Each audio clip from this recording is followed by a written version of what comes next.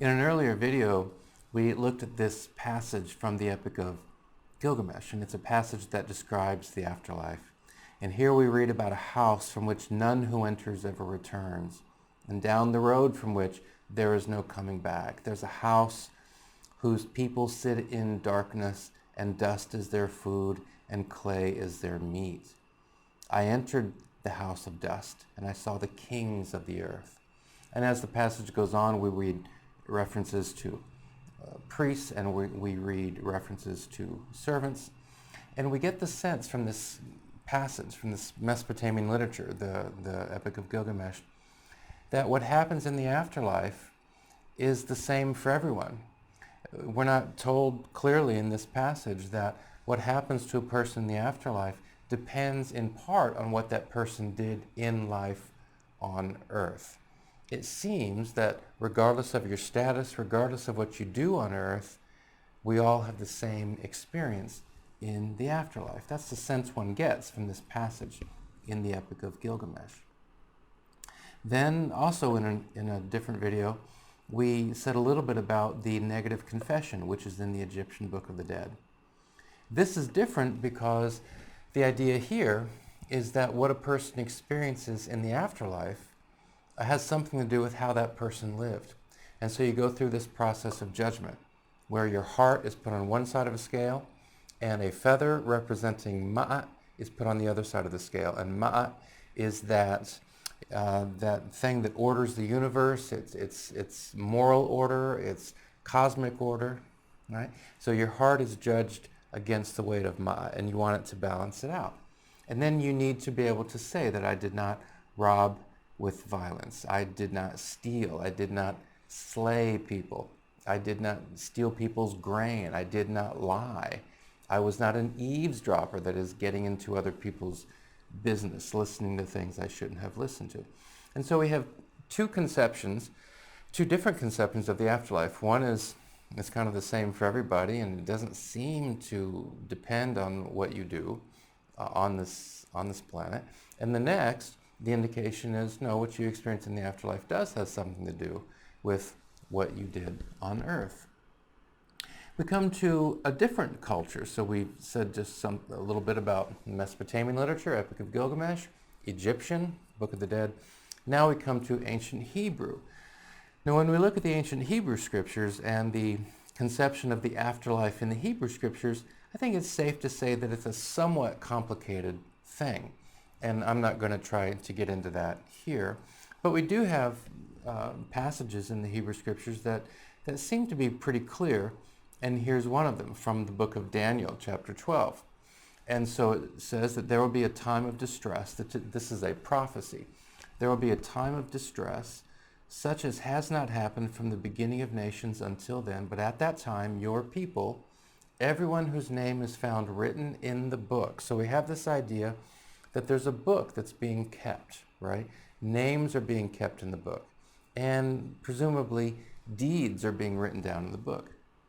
So everyone whose name is found written in the book will be delivered. Multitudes who sleep in the dust of the earth will awake. So that seems to indicate that they are dead, and now there's some sort of resurrection. They come back to life again. Some to everlasting life, others to shame and everlasting contempt. So this seems to be describing some event in the future where the dead are awakened, and then there's a distinction.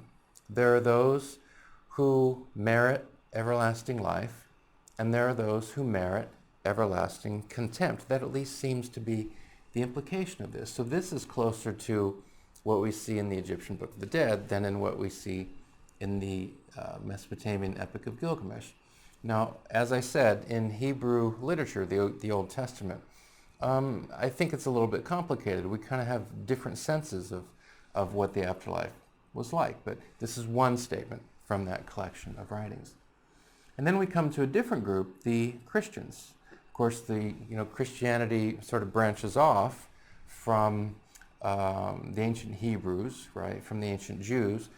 Christianity begins among the Jews and then becomes a distinct movement.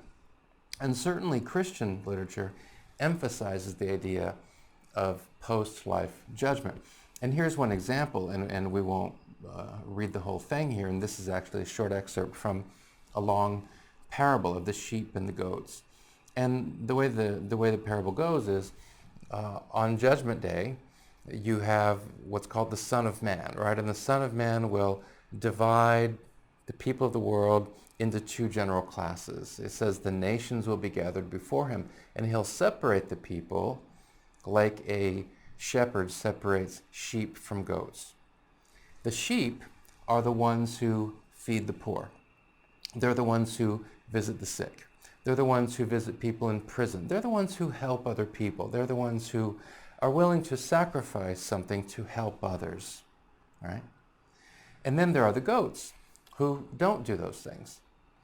And at the end, you see, then they, that is the goats, will go away to eternal punishment, but the righteous to eternal life.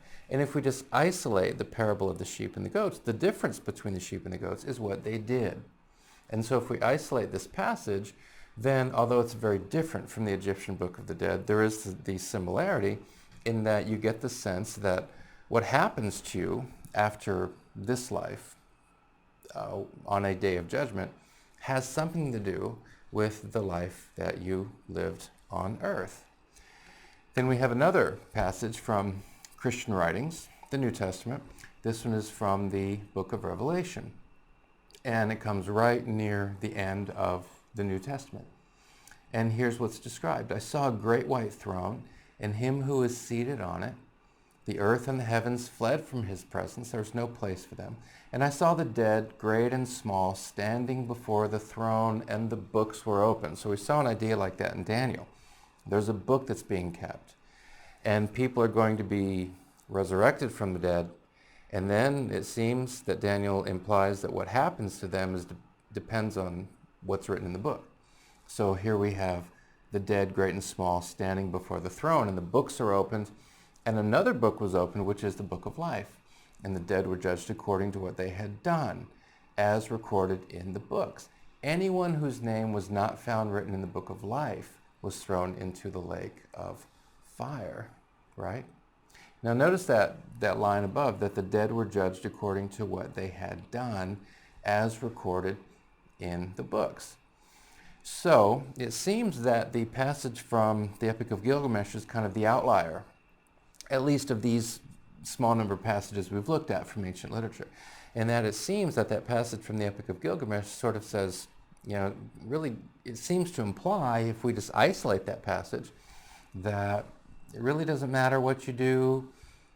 What you experience in the next world is pretty much what everyone else experiences. Rich, poor, kings, common soldiers, good people, bad people, etc.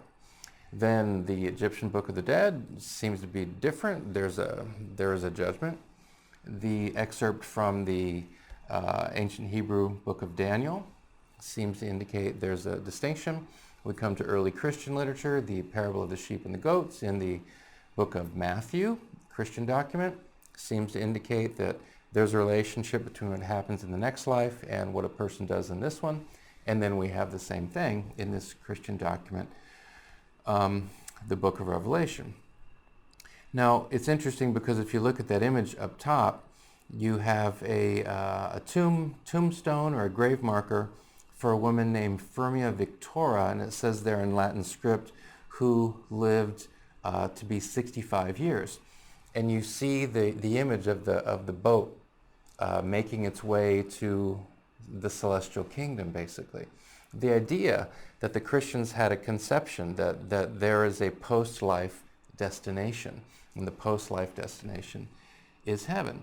And these Christian documents that we've looked at, if we just isolate these two, indicate that there's a relationship between what happens in the next life and what happens in this one. Now, of course, there are all kinds of questions that can be raised, theological questions and philosophical questions and so on, which we won't get into here. All we're doing is looking at this idea that there's a relationship between what happens after this life. There's a connection between that and what a person does in this life, although the Mesopotamian text doesn't seem to indicate that. So that one is the outlier. This makes me think of the concept of agency, which is an easy concept to understand, but as we have it defined here, agency refers to the human capability to influence one's functioning and the course of events by one's actions. In other words, I have agency. Because I have agency, then that means I have freedom of choice. Will I exercise? Will I not exercise? Will I eat breakfast or will I not eat breakfast? What will I eat for breakfast today? Will I say such and such thing or will I not? If I say something I regret, will I apologize or will I not? This is agency, basically choice, the ability to choose. And human beings have agency.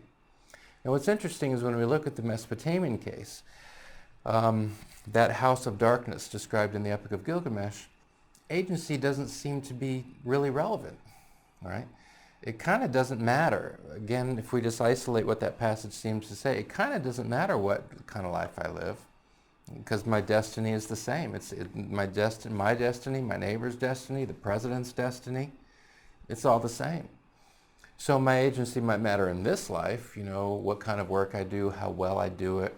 Remember we looked at those laws from Hammurabi, right? And remember, if you're a home builder and you build a home but you don't do a good job and the house falls and kills somebody, then you might be killed. Or if you're a doctor and you're operating on someone's eye and you accidentally cause that person to lose his eye, then your eye is going to come out.